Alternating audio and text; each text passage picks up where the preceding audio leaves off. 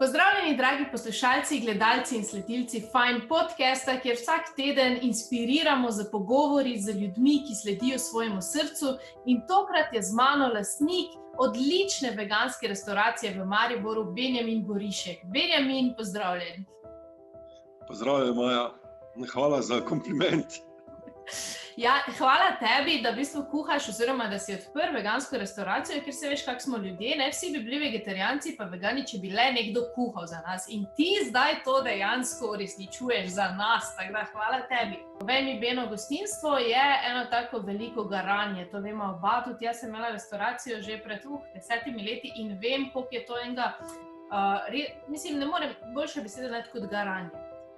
Ampak ti vseeno vztrajaš, vedno znova se nekako, se mi zdi, da ko enkrat padeš v gostinstvo, da te vedno znova potegne noter, ne? Ker čeprav je veliko trdega dela in odpovedovanja in nekega takega nesigurnosti, je pa istočasno tu tudi ena taka zvezdica zadovoljstva, ne? Kako ti doživljaš to? Ja, točno tako si rekla, v bistvu, lej. Jaz se vedno vračam, pa velikokrat sem hotel pobegniti. V teh času, pač v teh zadnjih 15 letih. In ker na neki ravni jaz mislim, da je tole je vseeno na neki ravni na veliko služenje sebi pa drugim in je hkrati tudi velik izziv, da znotraj tega, da ti služiš ljudem in hkrati zadovoljiš sebe, eno veliko, ko bi rekel, je velik izziv, je v bistvu, da zadovoljiš vse segmente. To pomeni, da bi, če želiš zadovoljiti stranko, državo, pa sebe, pa proizvajalce, rečemo surovin, se mi zdi, da je to en tak res ogromen izziv, en velik projekt. Pravzaprav v bistvu je to že človekovo poslanstvo, ki si ga ti začutil kdaj?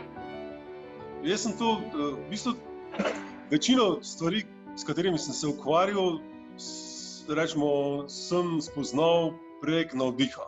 To pomeni, jaz nisem imel nikoli želje biti gostinec, jaz sem v osnovi gozdar. In v bistvu, sicer manj korenine gostinske, moja babica je imela eno tako staro kmečko gostilno, stric je gostinec, ampak mene to ni zanimalo, ne.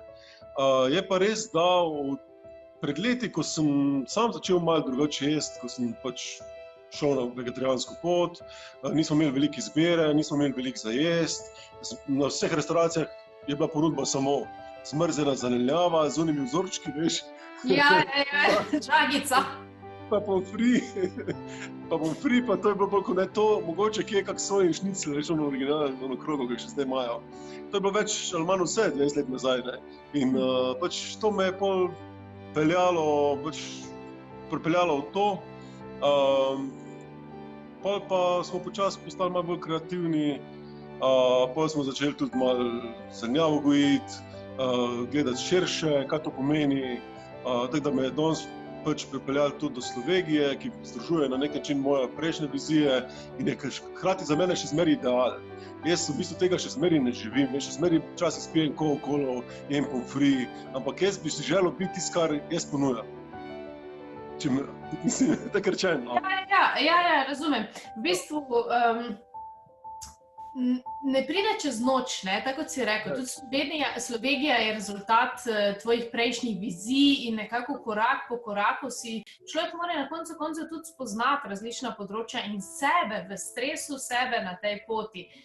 Povej mi, zagotovo si imel na tej poti do Slovenije. Slovenija je zdaj odprta skoraj 2 leti že, ne, v Mariboru in res je pač odlično zasnovana, v tem trenutku tudi odlična lokacija, ampak na tej poti, a si imel kdaj kakšne izzive, si kdaj bil na tem, da vse skupaj pustiš in ne vem, greš ne vem kam? Ja, mislim, zdaj v bistvu na tej novi lokaciji tega nisem imel zares, zaradi tega, tudi ta korona, rečemo, zdaj ta zgodba s korono me ni do tega pripeljala, rečemo, ne, da bi pač pustil stvari, ampak mi je pa dalo to zavedanje, da moram to malo prestrukturirati. To pomeni, dejansko jaz za svojim, bom rekel, precej slabim ekonomskim potencialom, to pomeni, jaz sem res entuzijast kuharski, res imam veliko podporo, vesolje, da lahko to delam, v bistvu se zmeri prave stvari zgodijo, ampak kar se tiče pa tehničnega znanja, kako v poslu preživeti na zahtevnem trgu, kot je Slovenija, kar se meni zdi, no, rečemo, je pa to vse neko tako burno plavanje po valovih, ne, in dejansko sploh ne vem, kaj delam, če po pravici povem. In dejansko valjda sem imel vmes trenutke, ko se mi je zdelo noro, da se s tolikimi različnimi ljudmi ukvarjam, da se moram vsemi temi karakterji ukvarjati, ker imam pač tam eno lepo njivico, kamor bi lahko pobegnil, pa bi lepo par kartonov zelenjave pelil na teden ven, pa bi mi živel mirno življenje. Samo to se mi nikoli obneslo, to sem že probal. Jaz sem že probal iti ven iz izzivov, probal sem se, umaknil sem se večkrat, moja komfortna cona je velika, v osnovi sem len, tako da ni problema, velikrat je bilo to. Ampak dejansko jaz notri v sebe vem, da to na neki ravni moram početi. In tudi, kadar to počnem, imam vse notranje največje zadovoljstvo. Ja, in tako kot si rekel, v bistvu te pripelje vedno znova k tej večji viziji. Lahko bi se omaknil, lahko bi delal nekaj samo zase, ampak tako kot si na začetku razlagal, v bistvu je poslanstvo zadovoljiti vse segmente v tej verigi, da tako rečem, in na tak način tudi vplivati na boljši jutri oziroma za boljši svet. Tebi ogromno pomeni to, da se v bistvu ozavešča ljudi o tem, da se z živalmi dela lepo in z okoljem, in to na nek način poseblja tudi Slovenija, ne? Ja, to je prav, že ime samo pove, pa hkrati sem pred leti v bistvu ugotovil, da je na nek način kuhanje najbolj nevsiljiv način sugestije v bistvu k tem. Zato, ker v bistvu, če se jaz potrudim, pa dobro skuham, pa če ljudje jim je to všeč, pa grejo ven iz restauracije, pa niso vegi, rečemo, ko pridejo, pa se fajn počutijo, pa jim je okej, jaz ne rabim nič nobenemu govoriti. Jaz ne rabim nobenemu proti njegovi volji vsiljevati nobene stvari. Zato, ker se sama veš to, dejansko imamo vsi svobodno voljo, ampak če hočemo živeti pa v lepšem svetu, se moramo pa vsi to odločiti. In dokler se ne bomo odločili, dejansko ne bomo tudi mi posamezniki, ko želimo živeti v enem enotnem svetu lepše, bomo mogoče v svojem mikrokozmosu nekako lahko handla stvari, težko bomo pa v bistvu živeli na splošno, če se ne bomo od velikih stvari odvezali. V glavnem, meni se zdi najbolj eleganten način tega, da ne rabim v bistvu biti revolucionar, pa ljudem vsiljevati stvari, ampak lahko pokažem, da se da, in sem pa tudi nekako lahko zadovoljen, če mogoče en obroka pa dva na teden preusmerijo, pa ne grejo v bistvu podpirati sistema, ki je samo izkoriščevalsko naravnan do okolja, do vseh. In dejansko je to že tak nek kar velik premik, se mi zdi, no. In potem se to tudi razve, malo se govori. Pač da, meni se zdi to zdaj ta moment kar ogromno. Tak, kar ogromno. Kako dolgo si ti že vegetarijanec oziroma vegan? Najprej si bil... 20 let nazaj sem postal vegetarijanec. In jaz nisem postal na način, veš, da bi se mi živali smilile. Jaz sem dejansko spontano prišel do tega, bolj prek radovednosti, kar nekaj je preskočilo meni, veš, in dejansko sem videl, da je to super in da se fajn počutim. Kasneje sem druge informacije pridobival, videl širšo sliko. Tako da pri meni je bilo to totalno spontano. Totalno spontano, vegetarijanec je bilo totalno spontano. Vegan je bila pa zavestna odpoved, ki pa je zahtevala ogromno borbe z menoj, samim sabo. No, vse to je mogoče pomembno povedati, zaradi tega, ker se ljudem, zdaj mogoče se v zadnjem času veganstvo je postalo kar nekakšen trend, pa so ti zvezdniki začeli to promovirati, kar je po eni strani super, ampak po drugi strani pa je mogoče fajn, da se ljudem tudi pove, da ta prehod in mislim, to je kar konkretno spreminjanje navad, ker slovensko tradicionalno prehranjevanje, pa sploh hitro prehranjevanje sodobnega časa ni naklonjeno mogoče veganski prehrani. Kaj bi ti recimo svetoval ljudem, ki bi radi spremembo naredili, in vegetarijancem, ki bi radi šli na vegane, in tistim, ki bi radi šli na vegane straightforward? Ja, glej, veš, v bistvu konec težko rečem. Težko rečem, zato ker je bilo res meni spontano. Jaz nisem bil vplivan, mene ne bi prepričala odsekane glave. Mene ne bi prepričala kri vse posod, mene osebno ne bi. Jaz bi tu si mislil svoje, rečem okej, ne. To me ne bi me nobeno vplivanje spremenilo, ampak zdaj je drug čas, veš, to je zdaj, jaz, ko sem postal vegetarijanec, nisem poznal nobenega, enega mojega prijatelja, ko je bil Hare Krišni in je dejansko, se mi je zdelo na začetku nora, razumeš, ko je prvič pred 19, ko smo bili vsi v rock'n'rollu, razumeš, metalci tam, Simon šel Hare Krišno, pustil vse, jedel, ni hotel jesti mesa, meni sploh ni bilo jasno, zakaj to ne bi delal, rečemo, ne. Ampak zdaj v teh časih je pa ogromno informacij.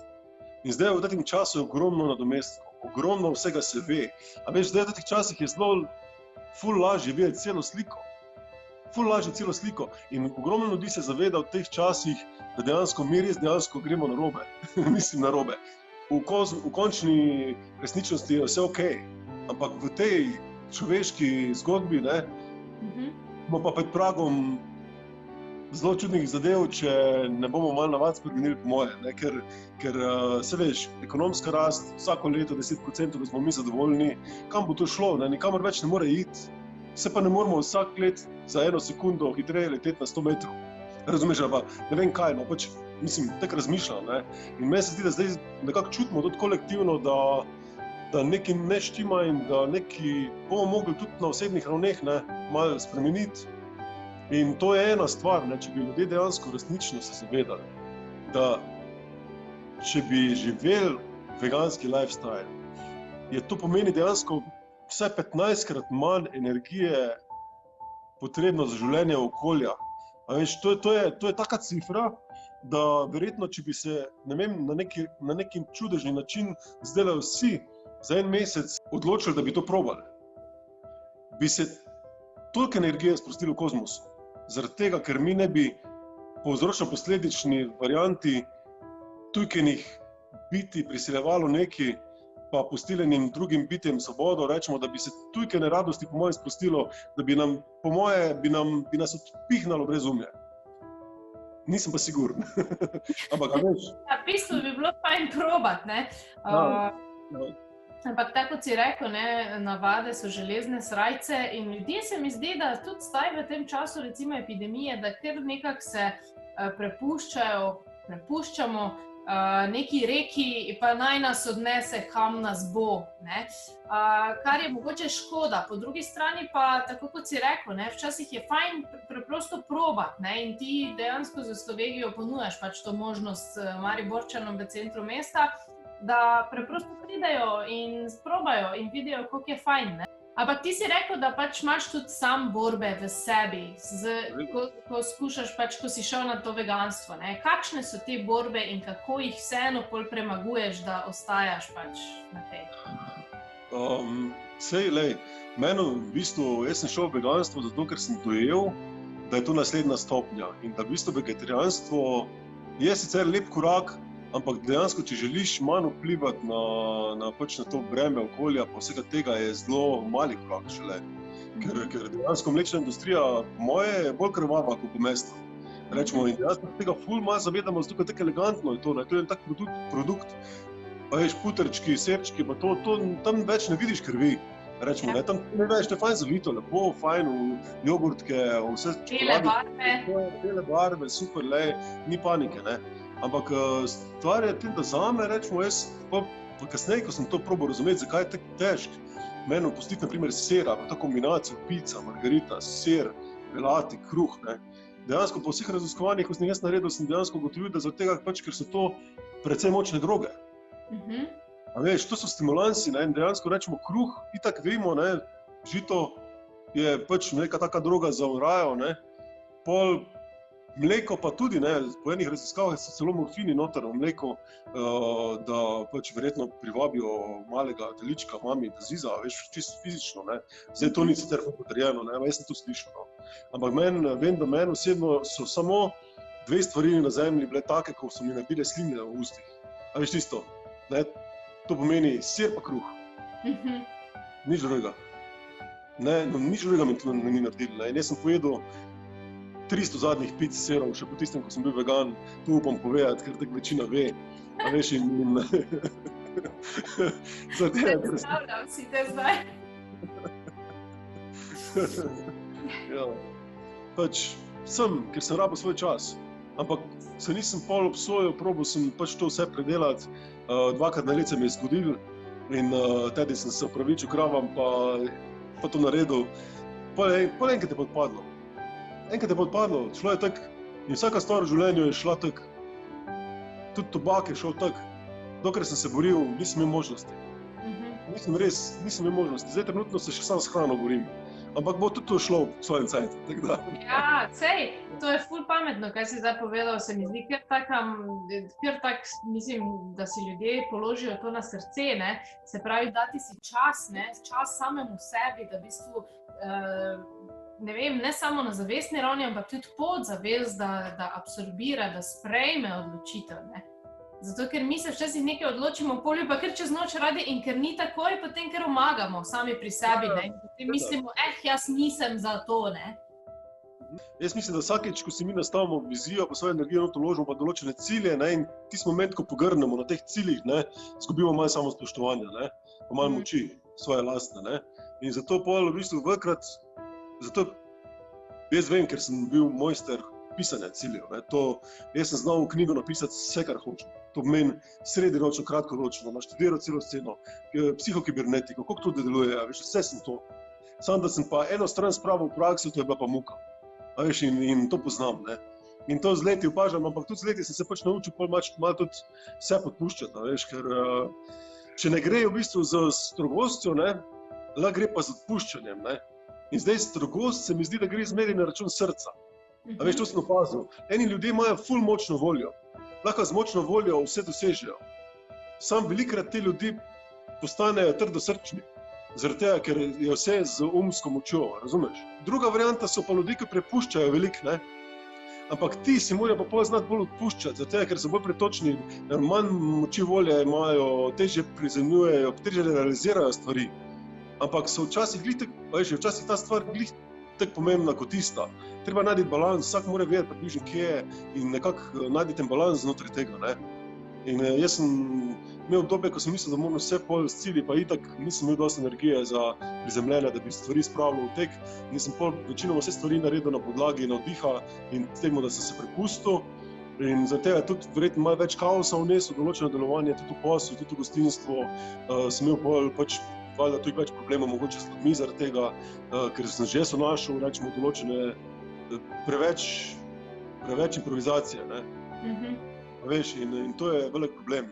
Ampak na neki ravni vem, tudi to je pot, ne, to je meni pot, da bom to zbalansiral, pa uspel določene šibkosti svoje, kar jaz mislim, da so šibkosti odstraniti, pa v bistvu dobre navade nadomeščati s slabimi, pač, kar jaz mislim, da so, ne, bo pač čas, ne, in to je to. Čas pa v bistvu neko zaupanje v to, da kljub temu, da je ta pot tvoja kaotična, da je pa vseeno prava, vedno je pravo, ne, to, če delaš z srcem, pa tudi z prijaznostjo. Meni se zdi, da sva še pozabila omeniti prijaznost, ne, ker vesta in veganstvo in pač neki ta odnos do ljudi, do okolja, tudi medčloveški odnos v teh časih, se mi zdi, da pač je prijaznost nekaj, česar se lahko oprime vsak. Vsak lahko sam pri sebi reče, okej, začel bom s prijaznostjo. Prijaznost je tudi plod zmanjšanja ega, veš, da je naravna, rečemo, prijaznost, moraš tudi dejansko ti imeti sebe precej v balansu, ne, da lahko, rečemo, to dejansko resnično izražaš, ne. Eno in drugo je naučeno prijaznost, da jaz tule za pultom se smejim, pa hitam, pa govorim tralalalala. Drugo pa je, če sem jaz uspem to narediti na vseh nivojih, tudi tam, ko ljudje ne gledajo, ne. A veš, jaz to uspem do sodelavcev, ne, a uspem tam, jaz tam, kar po večini pogrnem, veš. A veš, ker je pač kuhanje tudi, sploh ti veš, lej si probala, kaj pomeni, ko imaš deadline, kaj pomeni ob 11 vse skuhano, ne. Tako. Kaj pomeni to, če začnem ful zgodaj, pa si vzamem rezervo, da bom lahko bolj umiral, ne, pa bom plaval, ne. Pa bom mogoče še kasneje naredil, kot edi, če začnem eno uro kasneje, pa sem bolj ne. In dejansko v tej zgodbi je treba malo stresa vzeti v neko nujno zlo, sam dober pa je, da ta stres ne podere energije hrane, ne. In to je treba pač znati vedeti, koliko, ne, rečemo, pa vsaj, kakim razpoloženjem pol to ponuditi, pa vsaj to na koncu prezentirati oziroma na neki ravni blagosloviti, a veš, da določene te stvari izničiš, ko so pa del same bitke pred tem, da to narediš. Ja, ampak se mi pa zdi, da je dosti odvisno tudi od ekipe, s katero delaš, ne? Je. In tudi širine ekipe, rečemo, ne, sem videl, imamo zelo veliko različnih ljudi, rečemo, ne, eni so strokovnjaki, dobri kuharji, rečemo, na svojem področju, pa po drugi strani zelo zahtevni za kolektiv. Rečemo, ne, so pa tudi druge variante, imaš človeka, ko je super za kolektiv, ampak je pač manj sposoben, ne, izvedeti tisto, kar bi si človek želel, ne. Ampak in potem je treba najti tukaj noter, ne, en tak balans, ne. Vzameš nekega šolanega človeka, ko je mogoče pol neučljiv za tvoj način, ne. Ali pa nekega, ko je, rečemo, na primer, precej čist, pa je učljiv, pa dejansko počasen, ne. Tako, ne, in zdaj pač, ne, in zdaj trenutno, rečemo, bi prej stavil na tega, ko je učljiv, pa počasen, pa vreden, da je vlagam energijo vanj, ne. Naprimer, ko pa da dobim človeka, ko je že prepričan, da zna, veš, in da, ne, razen če je energetsko, naprimer v moji zgodbi, da je energetsko tujk čist, pa tujk predan taki zadevi, da bi lahko dejansko jaz precenil, da mu lahko kar vse prepustim. In pa je spet tukaj drug problem, ne. A veš, kje je tista stvar, do kam gre tvoja odgovornost, ne. A veš, samo odgovornost in odgovornost, ne, do koliko si lahko ti dejansko, rečemo, res odgovoren v tem procesu, da vidiš, kaj ti lahko, da ne kriviš drugih za svoje stvari, eden ali drug, zaposlen ali pa šef, kakorkoli, ne. Tako da ne vem, to je kar zivno. Kaj bi povedal recimo otroku, na primer, ki bi te vprašal, kaj je najpomembnejše, da človek ve v življenju? Veš, kaj bi otroku povedal? Otroku bi povedal, da ne resnično posluša svoje občutke, dokler še lahko, dokler še ni podrt. In da ne spusti tiste iskrenosti pri sebi, ne glede na to, kaj mu starši pravijo, kaj mu cela okolica govori, ne da zgubi prijaznost pa te stvari, ampak nekako najbolj to, da bi ostal vse, pa veš, jaz vem, kako sem bil, ko sem bil mali, preden so se pričakovanja do zunaj začela, jaz sem bil res močen, pa v bistvu res srečen otrok, ko sem bil mali. In vem, koliko sem pol bil podrt zaradi tega pritiska zunanjega sistema, glede na to, koliko sem bil sensitiven. In jaz cel življenje sem pobiral tega. Cel življenje sem pobiral tega, kaj bo narejeno tedi. Ko so se pritiski začeli s temi šolami, pa s tem sistemom, a veš, ko v bistvu ni znal razločiti med talenti tvojimi pa temi, ampak vse v isti koš, pa vse za neko moč, vse na neko, veš, dobro v matematiki, pa v fiziki, to je bilo highlight, ne, razumeš, ostale stvari niso bile res, ne. Rečemo, kako hočem povedati, ne. Samo neke točke, kamor, v čem so te sodili, da si ti dober ali pa ne dober ali pa ne tralala. Ne, in jaz bi to rekel, v bistvu, če bi lahko še enkrat ali pa če bi imel svoje otroke, jaz upam, da bi dejansko uspel biti iskren z njimi. Da bi uspel biti iskren z njimi, ker mene je najbolj bolelo, ko sem bil mali, je to, da so mi nekaj rekli tak pa tak, ker sem jaz rekel. Pa nisem vedel, zakaj. Razumeš, nisem vedel, kaj je narobe in potem začne otrok razmišljati, kaj je on narobe naredil, kaj je zdaj tukaj, zakaj se mamica tako obnaša, zakaj se on tako obnaša do mene, rečemo, kaj mora zdaj narediti in potem ratamo manipulanti. Ne, in to, neko, da bi uspelo obdržati tisto iskrenost, res iskreno, vse ostalo, vse noben ni popolno, noben nima popolnega ozadja, popolne vzgoje, noben starš ni dovolj zrel za tak čiste duše, ko prihajajo, po moje, ne. Ampak finta v tem, v vsakem primeru si že od prvega momenta zasral. Ne, ampak gre se samo za stopnjo, koliko zaserješ. Tako, v bistvu z neko ja, ne, sej, pač smo pristni, ne. Jaz mislim, da lahko s tem odlično zaključimo današnji fajn podcast. Ostanite pristni, iskreni, predvsem, če imate otroke, bodite z njimi iskreni in jim dajte pač tistega sebe, ki je pravi vi, da tako rečem, ne. Hvala tebi, Benjamin, Beno, da si bil z nami in upam, da se kmalu vidimo v Sloveniji. Na vrtu zdaj, trenutno pa dostavljamo. Pa dostava, okej, v redu. Tako da se vidimo kmalu in hvala ti za tvoj čas. Vam pa tudi lep dan še naprej in se vidimo v prihodnjem fajn podcastu. Čau! Čau, hvala.